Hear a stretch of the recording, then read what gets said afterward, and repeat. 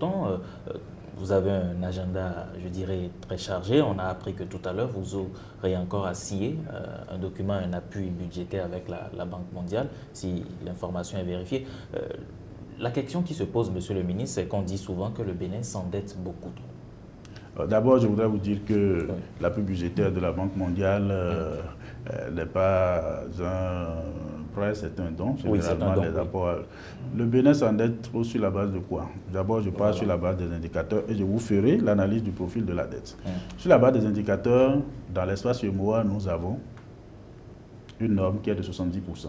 C'est-à-dire que sur la richesse créée, le produit intérieur brut, le montant de la dette ne doit pas dépasser 70%.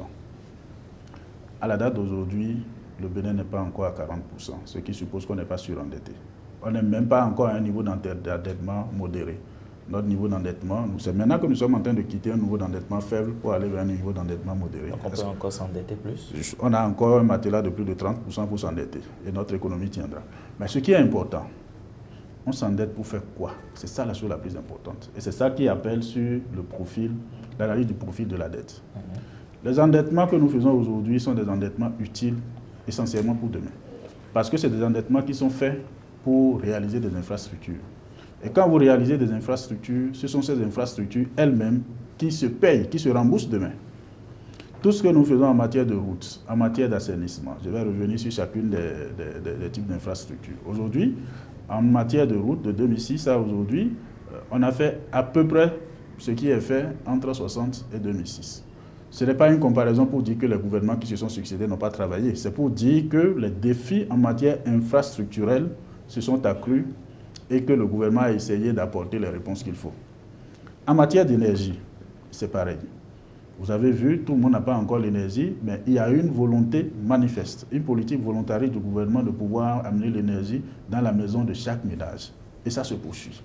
En matière d'assainissement, non seulement dans nos grandes villes, beaucoup de choses ont été faites, mais il y a un récent programme que le gouvernement a lancé pour pouvoir assainir les 77 communes de notre pays. Et à la date d'aujourd'hui, nous en sommes déjà à 49. Donc pour chaque pays, pour chaque commune, nous avons un programme de 2 milliards pour pouvoir faire les axes les plus névralgiques en matière de pavés et d'assainissement.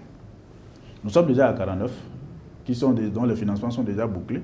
Et les 28 restants, les dispositions sont prises. Pas plus tard qu'aujourd'hui, nous avons fait encore une réunion pour pouvoir voir comment nous bouclons ces financements avant la fin de l'année. Ça veut dire quoi? Ça veut dire que même si nous nous endettons aujourd'hui, nous nous endettons de façon utile. Et c'est ça la nouvelle problématique, c'est-à-dire s'endetter pour des investissements qui concourent à la formation brute du capital fixe. Je vous donnerai un tout petit exemple. Tout à l'heure, vous me disiez en quoi ce que nous faisons est différent de ce qui se faisait. Je vous disais même que dans la manière de faire et dans les outils utilisés, il y a une grande différence. Vous prenez le Togo à côté. Le Togo, depuis bientôt 2 ans, s'est lancé dans un mécanisme de financement de ces investissements par ce qu'on appelle les projets clés en main. Tout le monde a dit, mais le Togo s'endette, le Togo fait ceci, le Togo ne respecte pas, alors que c'est des financements innovants. Hier, c'était des prêts. Juste avant hier, après hier, c'était des arrangements financiers. Et tout ça a montré ses limites parce qu'aujourd'hui, même les grandes puissances ont leurs problèmes et ne peuvent plus continuer à financer les États. Aujourd'hui, nous sommes allés vers des financements innovants, comme les projets clés en main. Je l'ai expliqué la fois dernière, je vous l'expliquerai, pour que la répétition est bonne, c'est pédagogique. C'est-à-dire quoi? Pour pouvoir mieux financer les infrastructures, M. Mitokwe qui est là, est par exemple quelqu'un qui est spécialisé dans le domaine de fabrication, de construction des capacités énergétiques. Il vient, il dit au Bénin, je sais que vous avez des problèmes d'énergie. Si vous n'avez pas de financement, moi j'ai ma banque qui est Exim Bank Chine, qui est disponible à m'apporter le financement. Moi je viens construire et vous vous remboursez après. S'il construit, il vient en rajouter à la capacité de production de l'énergie au Bénin. L'État donne sa garantie, M. Mitokwe négocie son financement, le ministère des Finances veille à ce que le financement rentre dans le cadre de la stratégie d'endettement. Le ministère de l'Énergie veille à ce que les caractéristiques techniques de l'investissement qui va être fait soient les meilleures possibles, en tout cas compatibles à ceux dont nous avons besoin. Et c'est réalisé, c'est terminé. Le Togo a fait ça. Dites-vous que le Togo est passé à un taux de pression fiscale de 20%. Monsieur le ministre, nous sommes vraiment pris par le temps. Nous sommes pratiquement déjà à la fin de cette émission, alors qu'il reste quelques préoccupations. Il faut rapidement qu'on les aborde. Et ça veut dire que les questions d'infrastructure ne vous intéressent pas? Bien sûr que si. Avec Ricardo, on va parler justement de l'état de la gouvernance. Et puis avec Ali Tomou de Golf Télévision, on pourra bien entendu parler de l'état des lieux du rapport de l'amélioration du climat des affaires, justement par rapport au prochain Doing Business. Mais je le disais tantôt, vous n'avez pas répondu à cette question, et vous l'avez évoqué au moins 2 fois à l'entame de cette émission. Nous sommes en train d'aborder une période un peu difficile. Nous allons vers des élections, vous l'avez précisé, donc ça fait que le contexte d'exécution justement de ce budget est un peu particulier pour ne pas vivre les mêmes problèmes, les mêmes difficultés que nous avons déjà connus par le passé par rapport à l'organisation des communales justement et des législatives. On se pose aujourd'hui une question, est-ce que nous sommes prêts pour financer nos élections? Bon, apparemment c'est comme si nous sommes de 2 nations différentes. Quelles difficultés on a connues pour le financement des législatives et des municipales? Nous avons fait un débat sur le cost des pays, c'est 2 choses différentes. Vous faites toujours ne pas savoir. Non, je ne suis pas d'accord avec vous. Avec des déclarations controversées je ne suis pas sur le financement des élections. Non, je ne suis pas d'accord avec vous. Écoutez, quelle a été votre lecture alors? Je ne dis jamais rien au hasard. Hein. Nous avons fait des débats sur le budget du COSLEPI. Et pas des débats qui disent que le gouvernement ne veut pas financer. Le gouvernement disait simplement qu'il y a des choses qui ont été financées et qui étaient réintroduites. La preuve, nous sommes allés à la Cour constitutionnelle, la Cour nous a départagé. Ça, c'est la correction. Je ne souhaiterais plus que nous revenions parce que nous aimons trop les polémiques et les polémiques ne font pas avancer. Sur le financement des élections, un budget de 13 milliards a été voté et a été libéré avant le 31 décembre. Parce que pour le Bénin, et pour nous en tout cas au niveau du gouvernement, le financement des élections est une question de souveraineté. Pour les élections qui viennent, nous avons déjà arrêté le budget, mais il ne me revient pas de dire le montant puisque la loi prévoit que ce soit le président du COSLEPI qui fasse un communiqué de presse. Je crois qu'il est en train de travailler pour faire ce communiqué de presse dans les tout prochains jours, puisque c'est un budget intégré au budget de l'État qui doit aller au Parlement. Il doit faire son communiqué de presse avant que le budget n'aille au Parlement. Et à ce niveau aussi, le financement sera assuré sans aucune difficulté. Donc aujourd'hui, même s'il faut, Monsieur le ministre, vous rassurez les uns et les autres du financement.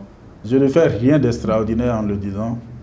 C'est l'évidence que le financement des élections est une question de priorité et le chef de l'État, le docteur Boni Yayi, met un point d'honneur. Et nous avons, moi je vous ai dit, quand je prenais service au ministère des Finances, première priorité qu'il m'a donnée, il m'a dit, organise-toi pour financer le processus électoral sans faille. Ça a été ma première priorité qu'on m'a assignée. Et vous comprenez pourquoi j'étais si regardant dans tout ce qui se faisait. Il faut ajouter aussi au fait que nous avons encore un autre COSLEPI qu'on est en train de financer. Et à ce niveau, je crois que pour le moment, tout se passe bien, avec vraiment une certaine disponibilité en termes de dialogue avec l'équipe qui est là. Et je souhaite que ça dure pour l'intérêt de notre pays. Donc la question du financement des élections n'a jamais été un problème. Ça ne sera jamais un problème. D'accord. Alors, Monsieur le ministre, on va aborder très rapidement, je dirais, c'est les performances vues par les organismes internationaux. Récemment, il y a eu la signature du Millennium Challenge Account, et puis il y a également eu cette performance. Moi, je voudrais m'attarder sur l'Open Budget avec cette performance que vous avez. Est-ce que vous pouvez expliquer réellement aux téléspectateurs comment est-ce que vous êtes passé, je dirais, d'une étape plutôt faible à une étape un peu plus supérieure maintenant? Nous faisons beaucoup de choses. En fait, comme je le dis souvent, la situation du président Boni Yayi et de son gouvernement, c'est comme la philosophie du singe. Qui court, qui transpire, mais dont les poils ne laissent pas transparaître sa sueur. Nous faisons beaucoup de choses de bien, beaucoup de réformes. Et ce sont ces réformes-là, leur pertinence, bon, le béninois, il y a plusieurs types de béninois, hein. Il y en a qui apprécient à sa juste valeur, et il y en a qui apprécient de façon intéressée. Ce qui nous intéresse, les uns et les autres, monsieur le ministre. Ce qui nous intéresse, c'est pas ce qu'on appelle des critiques. Non, je ne fais que des appréciations comme vous. La preuve, c'est que durant toute l'émission, vous n'avez fait que des affirmations gratuites. Ah ouais? On a posé des questions pertinentes, monsieur le ministre. De ce qu'est la réalité. Non, je suis en train de vous dire, il y a beaucoup de choses qui se font. Oui. Vous savez, la conduite d'une nation, pour la petite expérience que j'ai pu avoir, et je remercie Dieu d'avoir eu cette petite expérience, ce n'est pas une mince affaire. C'est toujours un voyage, ça n'a jamais été une destination. Mais je peux vous dire qu'en l'état actuel de notre gouvernance, je crois que nous sommes crédités de façon très positive par beaucoup d'institutions au niveau international. Vous avez parlé tout à l'heure du MCA, ce n'est pas donné à n'importe qui. Vous allez parler aussi de notre classement par Transparency International. Ça, c'est en ce qui concerne la lutte contre la corruption. Vous venez de parler de l'Open Budget, qui est un mécanisme américain qui permet d'apprécier non seulement la transparence, mais l'efficacité et l'ouverture du budget au niveau national, au niveau international. Ben, le Bénin a pu faire une percée extraordinaire. Nous avons gagné près de, je crois, 56 points comparativement à l'année dernière. Ça veut dire quoi? Ça veut dire qu'entre le 31 décembre 2014 et le moment où cette évaluation est en train d'être faite aujourd'hui, cette année, les réformes qui ont été introduites par le gouvernement et qui sont en train d'être conduites en matière de gestion budgétaire sont des réformes pertinentes. Et nous devons continuer comme ça. Pourquoi ne pas être demain premier? C'est le rêve que nous devons avoir. Et c'est pareil pour l'ensemble des réformes que nous sommes en train de faire. Vous avez parlé tout à l'heure de la signature que nous aurons tout à l'heure à 18h de l'appui budgétaire de la Banque mondiale. Oui. Avoir un appui budgétaire avec la Banque mondiale, vous savez ce que c'est? Ce n'est pas une chose facile. Les conditionnalités, tellement elles sont nombreuses et tellement contraignantes en matière de bonne gouvernance, de lutte contre la corruption, que ne peut y accéder que on ne peut y accéder que lorsqu'on a vraiment engagé et qu'on engage au quotidien des actions qui sont compatibles avec ce que ces bailleurs veulent.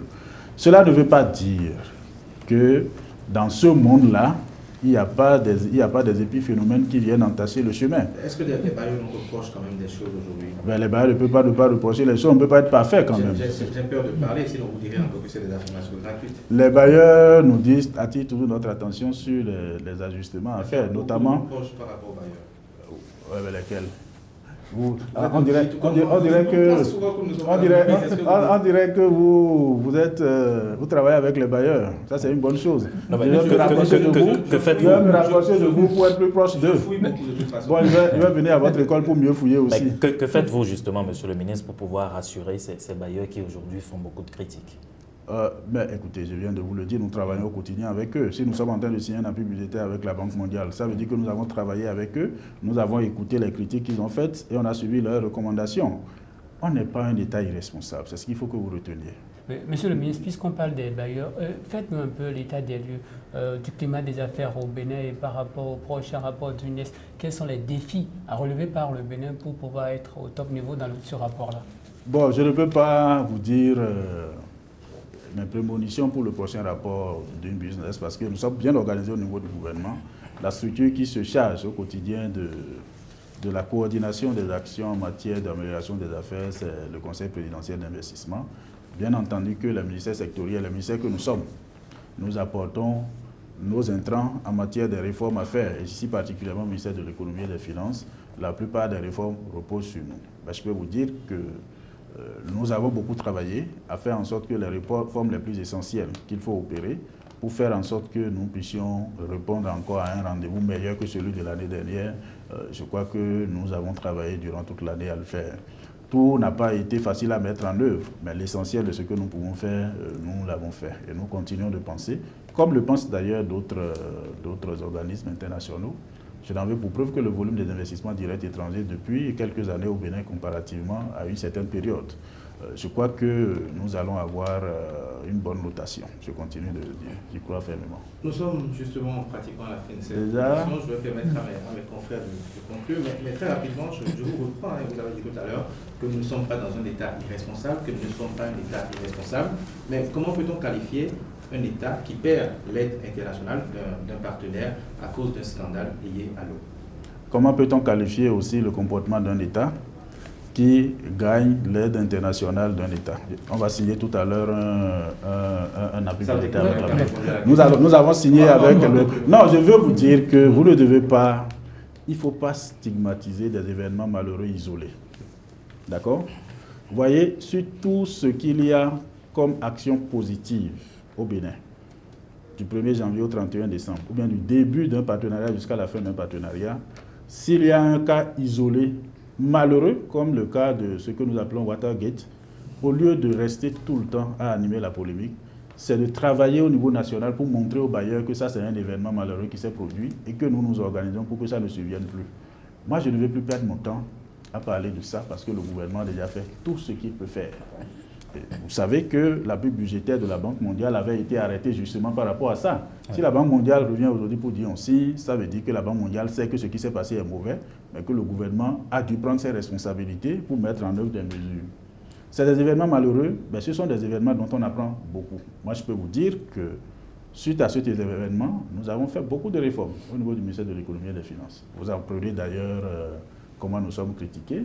Ça ne nous gêne pas. Tant que c'est des réformes qui vont concourir au bien de notre pays, nous qui les conduisons, nous pouvons les sacrifier pourvu que notre pays en tire quelque chose. Merci, monsieur le ministre d'État chargé donc de l'économie, des finances et des programmes de dénationalisation. Nous sommes quasiment donc à la fin de cette émission. Il faut tout simplement retenir, mesdames, messieurs, amis téléspectateurs, que le gouvernement du Bénin entend aller plus loin dans le développement et entend justement réaliser sa vision pour 2025, celle d'être un pays phare, bien gouverné, uni de paix bien évidemment, et à économie prospère. Plusieurs réformes, notamment du point de vue des infrastructures, seront réalisées par le gouvernement du docteur Thomas Boniaï, le ministre de l'économie. Komi Kuti a eu le temps de nous expliciter tout cela. La priorité reste la transformation structurelle de l'économie béninoise pour la rendre plus productive et justement plus compétitive. Monsieur le ministre, merci. Merci beaucoup. Bonsoir chez vous. Merci. Merci.